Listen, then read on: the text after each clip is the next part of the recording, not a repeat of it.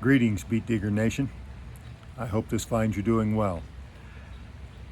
I'm going to attempt to keep this video as concise as possible and yet as detailed as possible, knowing that we have a written document that will also be posted that should go into all the fine details of our plan for opening schools on August 19th. In addition, this plan will be followed not long after by communication from your building principals and director in terms of some site-specific things for each campus. So here we go. First of all, it's still just July, and as you well know, our situation continues to be fluid and evolving, and so there's a high likelihood that our plan will change and morph between now and August 19th. Secondly, the intent is to have our students back in our classrooms, in our buildings, in our activities as safely as possible, as soon as possible, and for as long as possible. So please assume positive intent with everything that we're attempting to do. The goal is safety and in-person instruction and providing as much normalcy as is possible for our students and our staff. Third, with some of this comes some changes, knowing that we're not wanting to make life difficult for you, but there are some changes that will need to be made. One of the more basic ones from my perspective is our drop-off and pickup will need to change. Students shouldn't be on campus before 7:35. Students should leave campus within 15 minutes after school is dismissed, unless they're a part of secondary sports practice or activities. Additionally, transportation will have to change.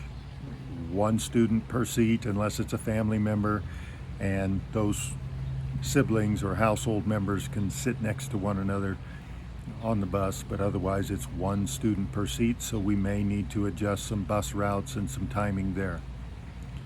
Additionally, that'll have impact on activities, and we're working through exactly what that'll look like as we await CHASA's next communication as to how exactly activities will work and what kind of guidelines they'll have. We will also, unfortunately, not be able to do the school-to-school transportation. Particularly, it would impact those, I believe, from Beaver Valley and the secondary campus. There will not be bus transportation for students between those two campuses. I know that's not going to work well with some of you, and I apologize in advance, but it is one of those measures that we simply have to take at this point.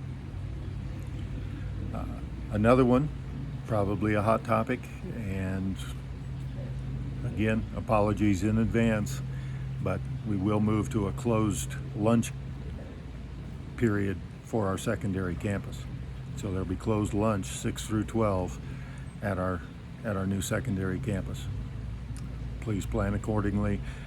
Again, I think you can work through the rationale behind that, and I don't need to spend a lot of time on that in this video anyway. Face coverings. We are recommending that all 3rd through 12th grade students and all of our staff wear face coverings of some type, face masks, face shields, and we would highly suggest that those be worn. Not recommended, but certainly encouraged and recommended. Please know that we'll also be doing heightened cleaning and disinfecting on our playgrounds, in our classrooms, in our restrooms, and all the passing areas.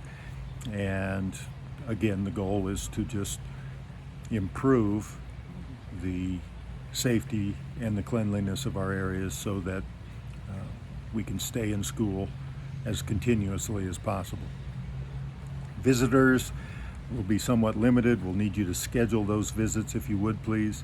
And again, not trying to unnecessarily prevent you from being a part of what we do. We appreciate your involvement, but in these times we do need you to schedule that appointment so that we know that you're coming and we can take the necessary precautions to make sure we're keeping everybody safe.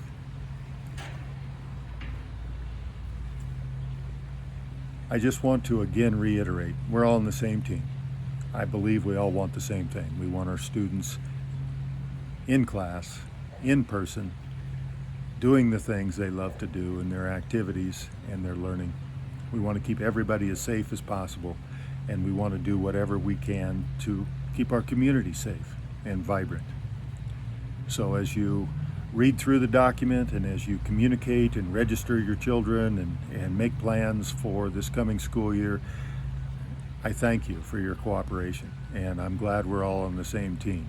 And if we can respect one another's opinions and views and work through and find solutions, then we will continue to be a strong Beet Digger nation, and we can be an example for communities across the country, maybe even our state government, our federal government, that differences of opinions and preferences are what makes this country great. We just simply have to find a way to be respectful in how we address those.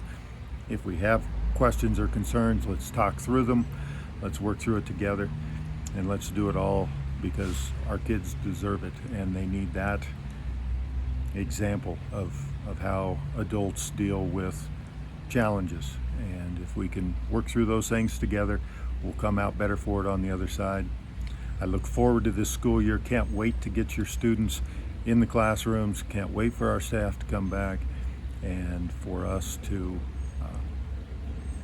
get back to what we do and providing our kids the best opportunity for their future. Thanks again. Stay safe, and I'm sure we'll be talking soon. Take care.